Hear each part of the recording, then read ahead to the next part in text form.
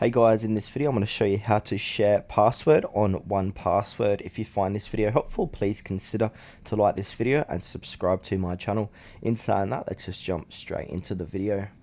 Okay, so what we first need to do is open up a web browser, head on to my.1password.com and sign into your account. Now once we've done that, on the home tab here, go ahead and click onto your vaults here. So this is going to load in a new section. I'm going to say remind me later. Now under vaults, personal, so depends what password you'd like to share. So say if I want to share this one, I want to click into it, we can go ahead and click in, we can copy these two and share that if you like. But the easiest way to do this from here is just basically click on share, and now we can go ahead and copy this link. So we can make this link expire after an amount of days. So if I want to just do 1 day, I can.